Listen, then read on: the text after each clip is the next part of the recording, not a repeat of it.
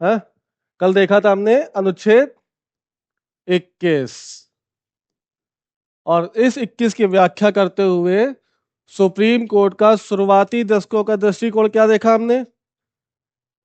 क्या देखा कि सुप्रीम कोर्ट अनुच्छेद 21 के तहत कार्यपालिका के विरुद्ध सिर्फ संरक्षण प्रदान करने की बात कर रही है। ठीक है, यानी अनुच्छेद 21 केवल और केवल किसके खिलाफ है?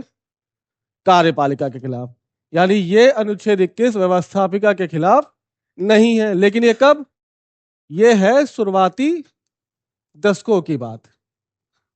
ठीक है, और उसके बाद धीरे धीरे भारत की सुप्रीम कोर्ट विधि द्वारा स्थापित प्रक्रिया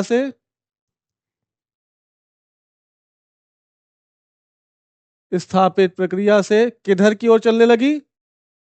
विधि की सम्यक प्रक्रिया की ओर। ठीक है,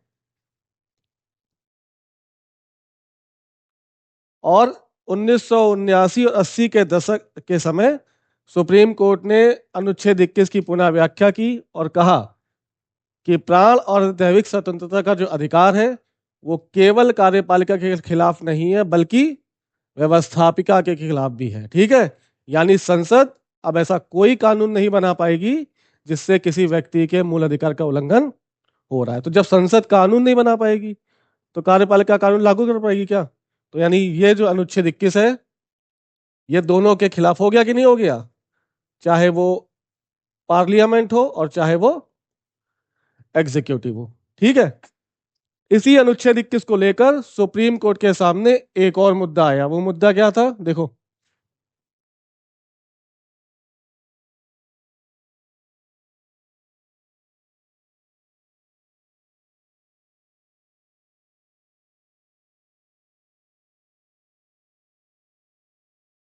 क्या स्वच्छ पर्यावरण का अधिकार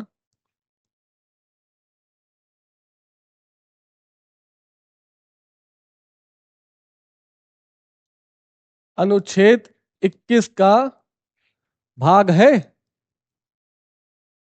सुप्रीम कोर्ट के सामने इस चीज को लेकर लगातार बार बार प्रश्न उठ रहे थे और कहा गया, काम किसको दिया गया? सुप्रीम कोर्ट को। किसको दिया गया? सुप्रीम कोर्ट को। और सुप्रीम कोर्ट से पूछा गया कि स्वच्छ पर्यावरण का अधिकार व्यक्ति के जीवन जीने के अधिकार में शामिल है या नहीं। तो पहले बताओ, पर्यावरण है क्या? क्या आप स्वच्छ पर्यावरण में रहते हैं? क्या आपको अपने गरिमापूर्ण जीवन जीने में स्वच्छ पर्यावरण का अधिकार शामिल है? स्वच्छ पानी पीने का अधिकार शामिल है? खुली हवा में सांस लेने का अधिकार शामिल है? ये किसने व्याख्या की? Supreme court. सुप्रीम कोर्ट के सामने समय समय पर कई सारे क्या है, केसेस आए और सुप्रीम कोर्ट ने क्या, देखो क्या कहा। पहला केस देखो, कानपुर का। आपको पता है कानपुर किसके लिए फेमस है? कानपुर में सबसे अच्छा क्या बनता है या क्या बनता था? है? कानपुर किसके लिए फेमस है?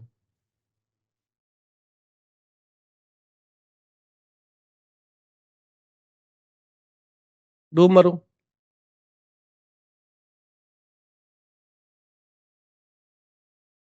चमड़ा उद्योग के लिए। ठीक है, चमड़े का बहुत बहुत ज्यादा बड़ी फैक्ट्री है। कानपुर किस नदी के किनारे है? गंगा नदी के किनारे। चमड़े की फैक्ट्रियों से निकलने वाला कचरा कहाँ जाकर मिल रहा है?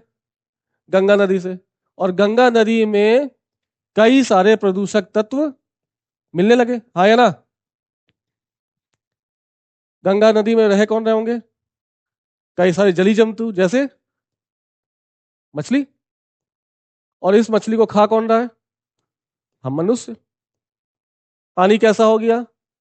गंदा। उस गंदे पानी में रह कौन रहा है? मछली। और मछली खा कौन रहा है?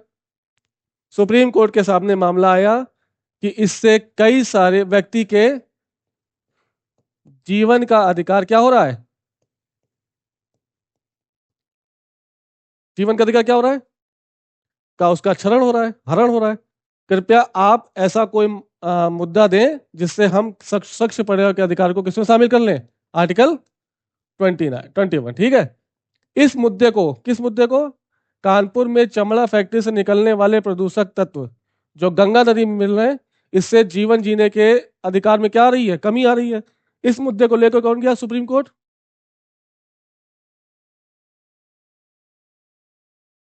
MC मेहता, ठीक। इन्होंने बहुत लंबी लड़ाई लड़ी है, किसके लिए? पर्यावरण के लिए। पहला मामला कब आया MC मेहता का, किस मामले में? कानपुर। और सुप्रीम कोर्ट ने सुनवाई करते हुए क्या कहा कि प्रत्येक चमड़ा फैक्ट्री को अपनी फैक्ट्री के अंदर क्या लगाना है? पानी को साफ करने के लिए प्यूरिफायर। यानी चमड़े की फैक्ट्री में जो गंदा पानी निकल रहा है, वो पानी पानी निकल गंगा में मिलने से पहले किससे किससे गुजरना चाहिए? प्यूरिफायर से, ताकि वो पानी क्या हो जाएगा? साफ। और साफ पानी किससे मिलेगा? गंगा में। तो क्या गंगा गंदी हुई? गंगा प्रदूषित हुई? नहीं हुई। जब गंगा प्रदूषित नहीं होगी तो इसके जो जीव जंतु हैं वो क्या होंगे? ठीक रहेंगे। और जो मनुष्य खाएंगे उनको क्या होगा? मामला ठीक रहेगा। किसने आदेश दिया? सुप्रीम कोर्ट ने। सुप्रीम कोर्ट ने सभी फैक्ट्रियों को, चमड़े की सभी फैक्ट्रियों को क्या आदेश दिया कि आप अपनी फैक्ट्री से निकलने वाले पानी को गंगा में मिलने से पहले प्यूरीफायर से साफ कराएं। सभी चमड़ा फैक्ट्री के लोगों ने इसके खिलाफ याचिका दायर की। कहां पर? सुप्रीम कोर्ट में। और कहा कि प्यूरीफायर बहुत महंगा आ रहा है, हमें अपनी फैक्ट्री बंद करनी पड़ेगी। सुप्रीम कोर्ट ने पलट के कहा हाँ बंद कर दो, क्योंकि जीवन जीने के अधिकार से बड़ा कोई अधिकार नहीं है। पहला केस कौन जीता? MC मेहता। प्रदूषण का मामला सुप्रीम कोर्ट के सामने आने लगा और स्वच्छ पर्यावरण के अधिकार की नींव पड़ गई। ठीक है। ये कब का केस है? 1986। 6 साल बाद। कौन है? 6 साल बाद भी MC मेहता। मामला क्या है देखो। दिल्ली, दिल्ली में बढ़ता वाहन प्रदूषण। दिल्ली में क्या बढ़ रहा था? आज की घटना नहीं, बहुत पहले इस घटना, यानी दिल्ली प्रदूषित आज से नहीं है। इसका एयर क्वालिटी इंडेक्स कितना रहता है? दिल्ली का एयर क्वालिटी इंडेक्स तुम जब सर्दियों में देखना तो हमेशा 450+ रहेगा। यानी दिल्ली की जो वायु है कैसी है? प्रदूषित है। इस प्रदूषण के मामले को कौन लेके गया सुप्रीम कोर्ट? MC मेहता। कहां ले गए? सुप्रीम कोर्ट, इन ईयर 1992, है ना। और सुप्रीम कोर्ट ने आदेश दिया किसको? दिल्ली की सरकार को। और कहा कि दिल्ली मोटर वाहन अधिनियम को समस्त दिल्ली में कड़ाई से लागू करवाए। दूसरा केस भी कौन जीतता दिखा? MC मेहता। यानी प्रदूषण, सॉरी, पर्यावरण, स्वच्छ पर्यावरण के अधिकार को एक नींव मिल रही कि नहीं मिल रही है? कहां मिलने के लिए? आर्टिकल 21 में, है ना? है ना? ठीक है। और अंततः 2002 में, कब? 2002 में सुप्रीम कोर्ट ने व्याख्या करते हुए स्वच्छ पर्यावरण के अधिकार को स्वच्छ पर्यावरण के अधिकार को किसमें शामिल कर लिया? आर्टिकल 21 से शामिल कर लिया। पर्यावरण के संबंध में भारत सरकार द्वारा बहुत पहले से कानून बनाए जा रहे थे, लेकिन उनका कड़ाई से पालन नहीं किया जाता। क्यों? क्यों? देखो, फॉर एग्जाम्पल, अगर हम बात करें प्रदूषण नियंत्रण के संबंध में सरकार द्वारा बनाए गए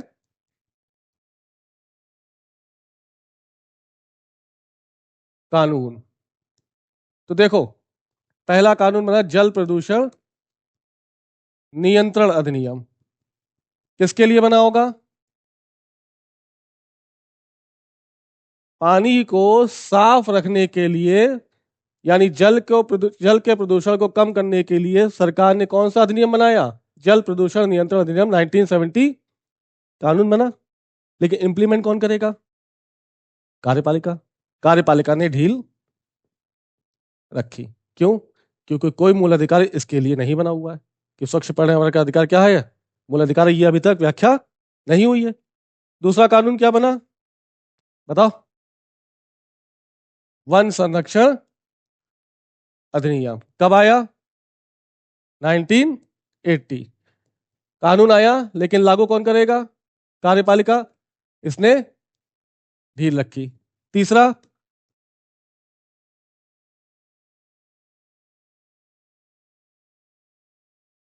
वायु प्रदूषण निवारण अधिनियम कब आया? 1981। किसके लिए? वायु के प्रदूषण को कम करने के लिए। किसने बनाया? संसद ने। लेकिन लागू कौन करेगा? कार्यपालिका। कार्यपालिका ने क्या कर दी? ढील। क्यों कर दी? क्योंकि स्वच्छ पर्यावरण का अधिकार फंडामेंटल राइट नहीं है। फिर देखो, इसके बाद एक और कानून आया, पर्यावरण संरक्षण अधिनियम कब? 1986। किसने बनाया होगा? संसद ने। लागू कौन करेगा? कार्यपालिका। कार्यपालिका ने क्या कर दी? ढील कर दी। क्यों? क्योंकि पर्यावरण का अधिकार मूल अधिकार नहीं है। इसके बाद देखो,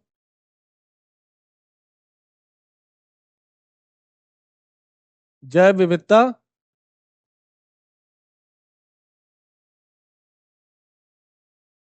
संरक्षण अधिनियम कब बना? 2002। जैसे ही मूल अधिकार बना, कौन सा? स्वच्छ पर्यावरण का अधिकार। जैसे ही मूल अधिकार बना, उसको प्रभावी रूप से लागू करने के लिए कौन सा अधिनियम बना? जैव विविधता संरक्षण अधिनियम 2002। और इस अधिनियम को सही से लागू करने के लिए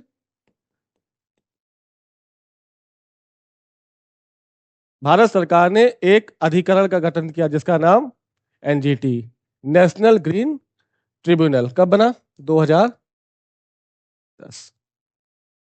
यानी स्वच्छ पर्यावरण के अधिकार को मूल अधिकार की तरह प्रभावी रूप से लागू करने के लिए भारत सरकार ने कौन सा अधिनियम बनाया? जैव विविधता संरक्षण अधिनियम 2002। और इनको प्रभावी रूप से लागू करने के लिए एक ट्रिब्यूनल की आवश्यकता थी। उस ट्रिब्यूनल का नाम क्या है? NGT, national green tribunal. ठीक है। पर्यावरण के संबंध में कोई भी मुद्दा उठेगा, उसकी सुनवाई कौन करेगा? इसका मुख्यालय कहाँ है? नई दिल्ली। हाँ या ना? तो ये था क्या? पर्यावरण का अधिकार। ठीक है। जो आज वर्तमान में किसका है? अनुच्छेद 21 का भाग है। पर्यावरण के लिए सबसे ज्यादा महत्वपूर्ण योगदान किसने दिया? तो आपका आंसर होना चाहिए एमसी मेहता। ठीक है। नेक्स्ट, सुप्रीम कोर्ट के पास एक और मुद्दा आया। देखो क्या है। हुँ? मतलब अब तो सारे अधिकार में शामिल हो गए ना। अब तो सभी का मूल कर्तव्य क्या? राज्य के ऊपर संवैधानिक बाध्यता हो गई कि अपने राज्य में क्या करो? पर्यावरण को संरक्षण करने का प्रयास करो। हाँ या ना? क्यों करो? क्योंकि स्वच्छ पर्यावरण का अधिकार क्या हो गया? अनुच्छेद 21 का भाग। और अनुच्छेद 21 क्या है? प्रत्येक व्यक्ति का मूल अधिकार। पहले कानून बनते थे, लेकिन वो प्रभावी रूप से लागू नहीं होते थे। क्यों नहीं लागू होते थे? क्योंकि ये मूल अधिकार का हिस्सा नहीं था। जब से मूल अधिकार का हिस्सा हुआ है, सारे पर्यावरण के संबंध में जितने कानून बने हैं, उनको लागू करने का काम किसको सौंपा गया? एनजीटी। ठीक है। तो पर्यावरण के संबंध में कोई भी मुद्दा होगा, कोई भी केस होगा, वो कहा जाएगा एनजीटी। इसका मुख्यालय कहाँ है? नहीं, दिल्ली। समझ में आ गई बात? पक्का? नेक्स्ट, सुप्रीम कोर्ट के पास एक और मुद्दा आया। क्या जीवन जीने के अधिकार में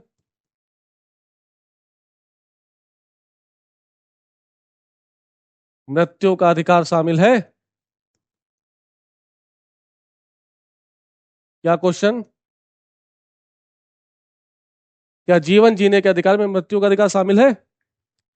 बताओ। थोड़ा सुनो। बिल्कुल। क्या जीवन जीने के अधिकार में आप सुसाइड कर सकते हैं? नहीं कर सकते। सुनो क्या था, शुरुआत से देखो, हिस्ट्री इसकी देखो। 3 केस आएंगे, ठीक है। एक है पी रुथिनम। सुनो, पी रुथिनम ने कहा, नहीं पता, पता नहीं बताया होगा। पी रुथिनम के केस में सुप्रीम कोर्ट ने व्याख्या की और कहा कि जीवन जीने के अधिकार में मृत्यु का अधिकार शामिल है। समझते रहना। 1994 किसके केस में? पी रत्नम के केस में सुप्रीम कोर्ट ने व्याख्या दी और क्या कहा कि जीवन जीने के अधिकार में मरने का अधिकार शामिल है। और इस व्याख्या को करते हुए सुप्रीम कोर्ट ने आईपीसी की धारा 306 और 309 को क्या कर दिया? खारिज कर दिया। फिर से सुनो, पी रुथनम का केस कब आया? 1994। सुप्रीम कोर्ट ने व्याख्या की और कहा कि जीवन जीने के अधिकार में मरने का अधिकार भी शामिल है, और आईपीसी की धारा 306 और 309 को क्या कर दिया? खराब कर दिया। ये क्या है? ये दोनों किससे संबंधित है? ये दोनों सुसाइड से संबंधित धाराएं हैं। यानी अगर आज की बात करें तो अगर आप सुसाइड अटेम्प्ट करते हैं और बच जाते हैं तो आपके ऊपर क्या लगेगा? Criminal case.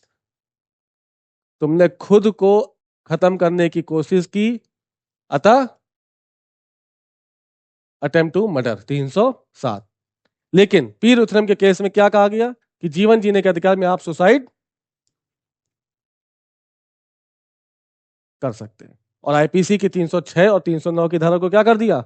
खारिज कर दिया। इसके 2 वर्ष बाद, कितने वर्ष बाद? इन 1994 एक केस आया, ज्ञान कौर वर्सेस पंजाब स्टेट। कहा गया मामला? Supreme court. ज्ञान कौर और उसके पति बलवंत कौर ने अपनी बहू को उकसाया, किसके लिए?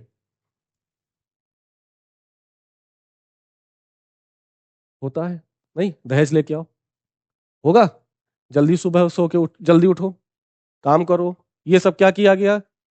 अपनी मतलब ज्ञान कौर और उसकी पति बलवंत कौर ने किसके ऊपर प्रताड़ना शुरू की? अपनी, अरे, बहू पे। बहू पे की, और इसके ऊपर क्या कर दिया गया? इसको उकसाया गया। जब तुम डेली टॉर्चर करे जाओगे तो मन में क्या आएगा? चलो लटक जाए, चलो काट ले, या चलो क्या कर ले, कुछ खा ले। हुआ इसकी मतलब ये बहू क्या हो गई? इसने सुसाइड अटेम्प्ट की और क्या हो गई? मृत्यु हो गई इसकी।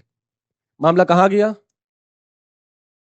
Supreme court. और सुप्रीम कोर्ट ने फिर से पी रुथनम के केस को क्या कर दिया? पी रुथनम के केस में दिए गए निर्णय को क्या कर दिया? परिवर्तित कर दिया और कहा कि 306 और 309 फिर से क्या कर दी गई? लागू कर दी गई, और व्याख्या दी गई कि जीवन जीने के अधिकार में मरने का अधिकार शामिल नहीं है। ये तक कहानी समझ में आई? पहला 1994 टी रुथनम का केस, इसमें क्या हुआ? सुप्रीम कोर्ट ने व्याख्या की और कहा कि जीवन जीने के अधिकार में मरने का अधिकार शामिल है, और 306 और 309 आईपीसी की धारा 306 और 309 को क्या कर दिया? खारिज कर दिया। यानी आप सुसाइड कर सकते हैं, जीवन से हार कर आप सुसाइड कर ले, अगर बच जाओगे तो आपके ऊपर क्रिमिनल केस नहीं लगेगा। इसके 2 साल बाद क्या हुआ? पंजाब में ज्ञान कौर और बलवंत कौर ने अपनी बहू पर क्या किया? उसको उकसाया। उकसाया मतलब उसको टॉर्चर किया होगा, और टॉर्चर के बाद वो मतलब कहाँ के लिए प्रेरित हो गई? सुसाइड करने के लिए। उसकी क्या हो गई? मृत्यु हो गई। हो गई। जैसे ही मृत्यु हुई, मामला कहाँ चला गया? किस नाम से? ज्ञान कौर वर्सेस पंजाब। और सुप्रीम कोर्ट ने व्याख्या की और कहा कि जीवन जीने के अधिकार में मरने का अधिकार शामिल नहीं है।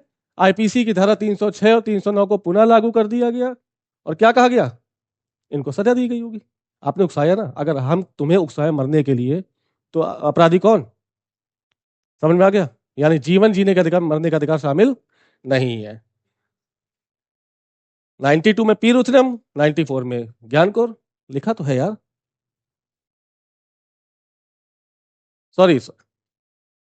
हाँ ठीक है, ये है 96, इन 2 साल बाद। 94 में पी रुथनम और 96 में ज्ञान कौर का केस। और सुप्रीम कोर्ट ने क्या व्याख्या की आखिरी में?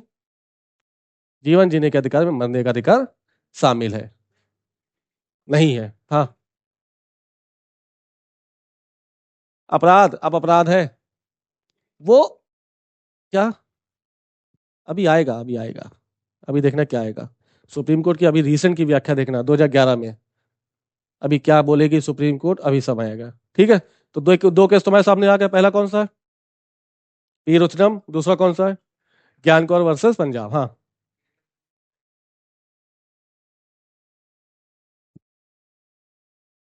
तुमने अटेम्प्ट किया। हाँ हाँ, उकसाया किसने? तो बच जाओगे, तुम्हारे पर अपराध है। हक, जी हाँ। जीवन जीने के अधिकार में, गरिमापूर्ण जीवन जीने के अधिकार में सम्मानपूर्वक मृत्यु का अधिकार शामिल है। वो सम्मानपूर्वक मृत्यु क्या है, ये अभी हम बताएंगे ना सुप्रीम कोर्ट के आदेश के अनुसार। तुम्हारे यूपीएससी के कितने अटेम्प्ट हैं? दिए, नहीं हुआ, मर जाओगे। क्यों? प्यार किया, मोहब्बत हुई, दिल तोड़ टूट गया, मर जाओगे। है, मर जाओगे ना। ये तुम्हारी सम्मानपूर्वक मृत्यु नहीं है। आपने जुआ खेला, एक एक रुपए हार गए, आखिरी में क्या करोगे? मर जाओगे। सम्मानपूर्वक मृत्यु है, तो बताते सम्मानपूर्वक मृत्यु क्या। ठीक है, नेक्स्ट देखो। इसी समय एक और भयानक घटना घटित हुई, जहां एक तरफ सुप्रीम कोर्ट बार बार जीवन जीने के अधिकार को कभी क्या कह रही है, मरने का अधिकार शामिल है, कभी कह रही है मरने का अधिकार शामिल नहीं है। इसी बीच 1973 से लेकर 2011 सुप्रीम कोर्ट का दृष्टिकोण देखना। 73 में एक बॉम्बे में, कहां पर? मुंबई के एक हॉस्पिटल में, जिसका नाम क्या है, किंग एडवर्ड हॉस्पिटल।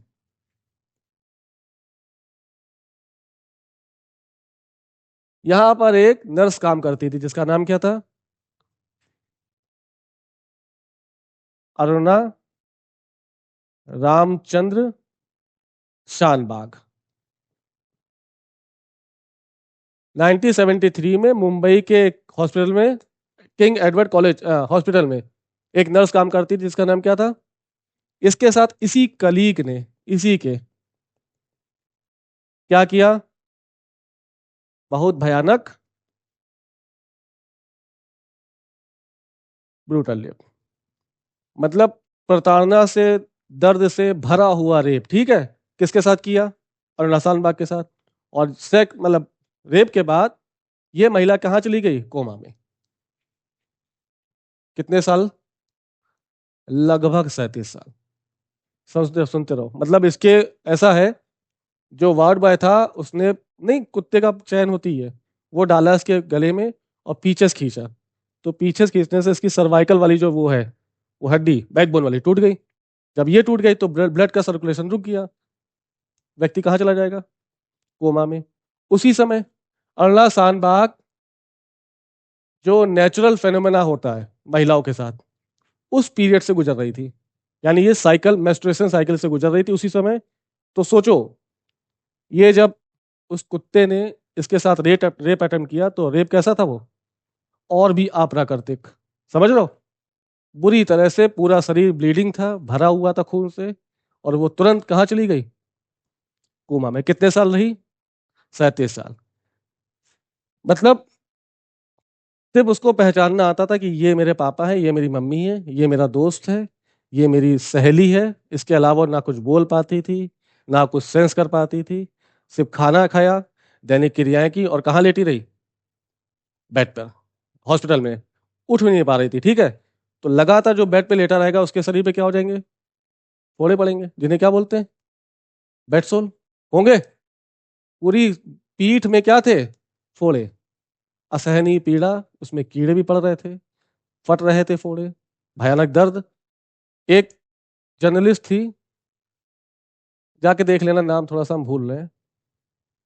जर्नलिस्ट का नाम था पिंकी विरमानी। हाँ ठीक, क्या नाम था? पिंकी विरमानी। इसने अरुणा शानबाग के पक्ष में, किसके पक्ष में? अरुणा शानबाग के पक्ष में सुप्रीम कोर्ट में एक याचिका दायर की। कब की? 2011 में। फिर से सुनो। 1973 में अरुणा शानबाग के साथ क्या हुआ? ब्रूटल रेप हुआ, जिसके बाद वो तुरंत 37 साल तक लगभग कहाँ रही? कोमा में रही। कोमा में रहने के बाद इसकी जर्नलिस्ट दोस्त, जिसका नाम पिंकी विरमानी था, उसने सुप्रीम कोर्ट में याचिका दायर की। क्या याचिका? याचिका क्या? कि इनको जो है कैसा है? असहनीय पीड़ा है। माननीय सुप्रीम कोर्ट से यह निवेदन है कि व्यक्ति के गरिमापूर्ण जीवन जीने में उसको ऐसी मौत मत दो कि बिल्कुल वो कलहल कलहल के मरे। कृपया उसकी जीवन लीला को क्या करो? समाप्त कर दो और उसको मोक्ष की प्राप्ति करा दो। फिर से केस आया, यानी जीवन जीने के अधिकार में क्या मरने का अधिकार शामिल है? ये प्रश्न किसके पास आ गया फिर से? Supreme court. सुनना क्या बोला? क्या जीवन जीने के अधिकार में गरिमापूर्ण और सम्मानपूर्वक मृत्यु का अधिकार शामिल है? सुप्रीम कोर्ट ने कहा। अरुणा शानबाग के केस में सुप्रीम कोर्ट ने यह कहा कि सम्मान के गरिमापूर्ण जीवन जीने के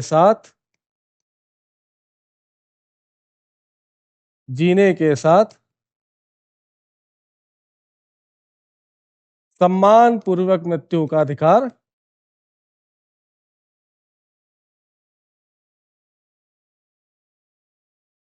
अधिकार भी शामिल है। ठीक है। और सम्मानपूर्वक मृत्यु का मतलब यहां पर ऐसा नहीं है कि आपने यूपीएससी का एग्जाम दिया, 6 अटेम्प्ट दिए और फेल हो गए और आपने अपने आप को फांसी के फंदे पे लटका दिया। यह सम्मानपूर्वक मृत्यु नहीं है। सुप्रीम कोर्ट ने व्याख्या करते हुए सम्मानपूर्वक मृत्यु के तहत 2 सिद्धांत दिए। पहला, कि व्यक्ति असहनीय पीड़ा से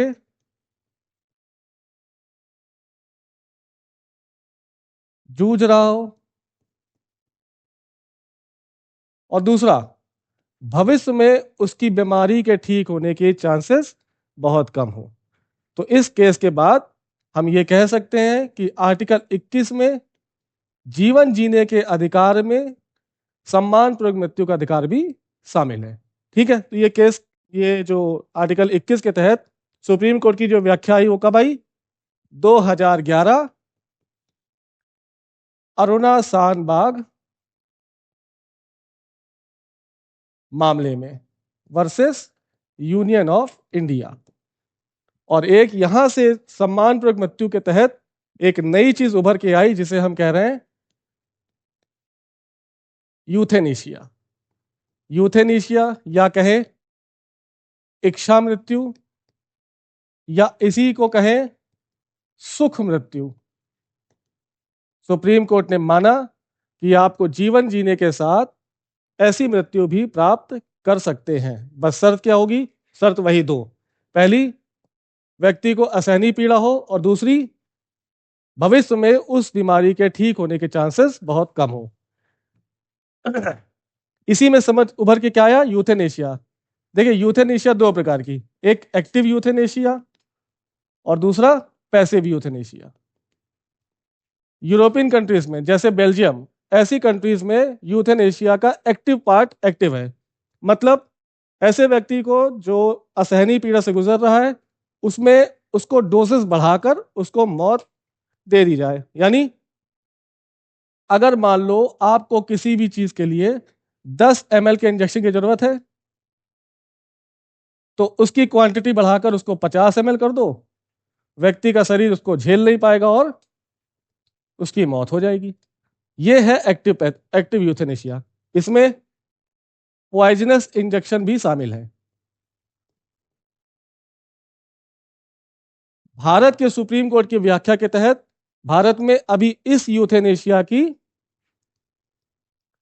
को बैन कर रखा है, और जबकि पैसिव यूथेनेशिया को हमने अनुमति दे दी। इसके तहत क्या होता है, आपके लाइफ सपोर्ट सिस्टम जिस पर आपका जीवन चल रहा है, उसको धीरे धीरे एक एक करके सारे उपकरण को हटा दो और व्यक्ति को एक सम्मान पूर्वक मृत्यु तक पहुंचा दो। तो ये था जीवन जीने के अधिकार में इच्छा पूर्वक मृत्यु का अधिकार भी शामिल है। सुप्रीम कोर्ट के पास एक और क्वेश्चन, क्या शिक्षा का अधिकार अनुच्छेद 21 का भाग है? मामले की शुरुआत होती है कर्नाटक स्टेट से।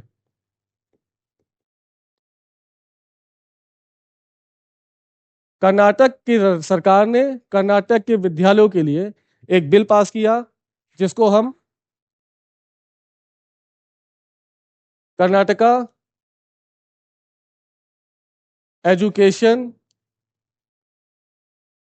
Institution prohibition of capitation fees के नाम से जानते हैं। इसके तहत कर्नाटक के कॉलेजेस में विद्यार्थियों की 3 कैटेगरी बना दी गई। एक ऐसे विद्यार्थी जो सरकारी कोटे के तहत एडमिशन लेंगे, एक ऐसे विद्यार्थी जो कर्नाटक राज्य क्षेत्र से ही संबंधित हैं, और एक ऐसे विद्यार्थी जो कर्नाटक के बाहर से कर्नाटक पढ़ने आए हैं। मेडिकल कॉलेज की बात हो रही है, और ये मेडिकल कॉलेज में कौन सा बिल एक्टिव है? KEI PCF, Karnataka education institution prohibition of capitation fees. इसके तहत क्या किया गया, सभी विद्यार्थियों को 3 कैटेगरीज में बांट दिया गया। सरकारी कोटे, जैसे मान लीजिए आप किसी सरकारी नौकरी में हैं और आपका ट्रांसफर एक जगह से दूसरे जगह हो जाता है, तो आपके बच्चों को उस स्कूल में कोटे के तहत एडमिशन दिया जाएगा। कर्नाटक राज्य ने सरकारी कोटे के लिए फीस का निर्धारण किया 2,000 रुपए। कर्नाटक में रहने वाले लोगों के लिए फीस का निर्धारण किया 25,000 रुपए, और जो व्यक्ति कर्नाटक के बाहर से है और कर्नाटक के कॉलेज में एडमिशन लेना चाहता है, उसके लिए फीस का निर्धारण किया 60,000। मोहिनी जैन जो मोहिनी जैन एक लड़की जो यूपी के मेरठ से थी, उसका MBBS में सिलेक्शन हुआ और उसको कॉलेज जो मिला वो कर्नाटक का ही। इसको एडमिशन लेने के लिए 60,000 रुपए देने थे। ये लड़की गरीब थी, ये पैसे नहीं दे पाई। इस कारण इस महिला ने, इस लड़की ने कर्नाटक एजुकेशन इंस्टीट्यूशन जो बिल था उसके खिलाफ सुप्रीम कोर्ट में याचिका दायर की, और सुप्रीम कोर्ट में याचिका दायर करते हुए उसने अपने तर्क रखे कि मुझे मेरिट के आधार पर सिलेक्शन लेना चाहिए था, किंतु मेरी आर्थिक स्थिति कमजोर होने के कारण कर्नाटक के इस कॉलेज ने मेरा एडमिशन नहीं किया। मामला गया सुप्रीम कोर्ट, और सुप्रीम कोर्ट ने मामले की सुनवाई करते हुए, जिसका नाम क्या है, मोहिनी जैन वर्सेस कर्नाटका 1992, और सुप्रीम कोर्ट ने मामले की सुनवाई करते हुए यह निर्णय दिया कि शिक्षा का अधिकार प्रत्येक व्यक्ति का मूल अधिकार है, और यह प्रत्येक राज्य की संवैधानिक बाध्यता है कि वह सभी नागरिकों को मुफ्त शिक्षा प्रदान करें। देखो क्या स्टेटमेंट आया सुप्रीम कोर्ट का, कि शिक्षा का अधिकार अनुच्छेद 21 के तहत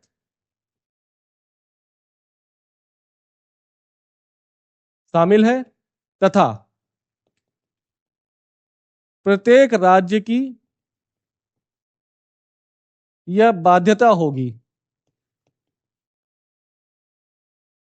कि वह भारत के प्रत्येक नागरिक को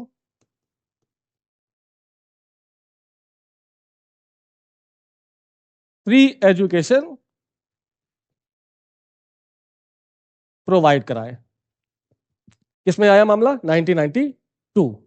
इस केस के खिलाफ देखो, मेडिकल कॉलेज कुछ तो सरकारी होंगे। अगर सरकारी कॉलेज के खिलाफ सुप्रीम कोर्ट का यह निर्णय आता तो ठीक था, लेकिन कुछ मेडिकल कॉलेज प्राइवेट भी हैं और प्राइवेटों का मुख्य उद्देश्य क्या होता है? Maximum profit. अगर यह कानून पूरी तरह से सभी जगह लागू हो जाता तो इन प्राइवेट कॉलेजेस को अपना कॉलेज बंद करना पड़ता और बोरिया बिस्तर उठाकर भारत के बाहर जाना पड़ता।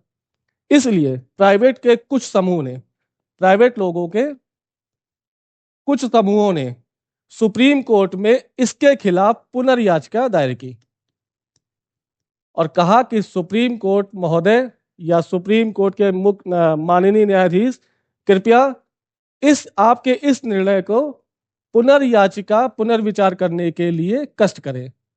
आर्टिकल 137 में रिव्यू पिटीशन की बात हो रखी है, यानी सुप्रीम कोर्ट अपने ही द्वारा दिए गए निर्णय पर पुनर्विचार कर सकता है। उसकी कुछ शर्तें हैं, जैसे उनमें से एक है कि पुनर्विचार याचिका निर्णय देने के 30 दिन के भीतर होनी चाहिए।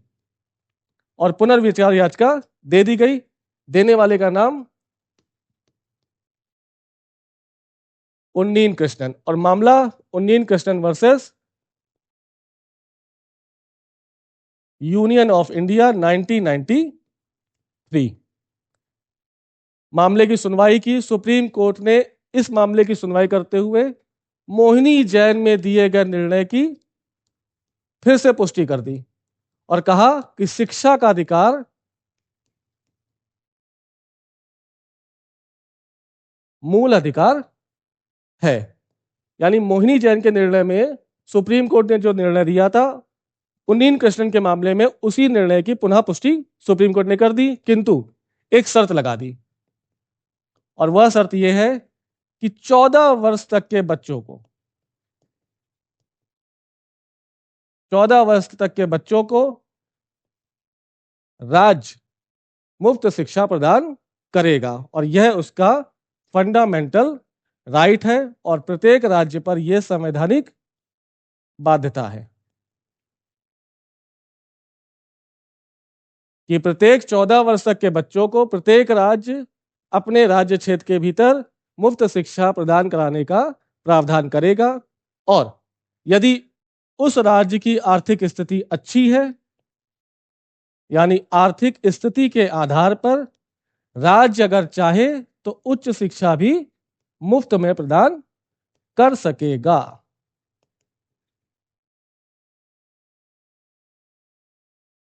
और 86वें संविधान संशोधन अधिनियम 2002 के द्वारा शिक्षा के अधिकार को आर्टिकल 21 में एक सब क्लॉज ए जोड़कर फंडामेंटल राइट बना दिया गया। कब बनाया गया? 86 कॉन्स्टिट्यूशनल अमेंडमेंट एक्ट इन 2002।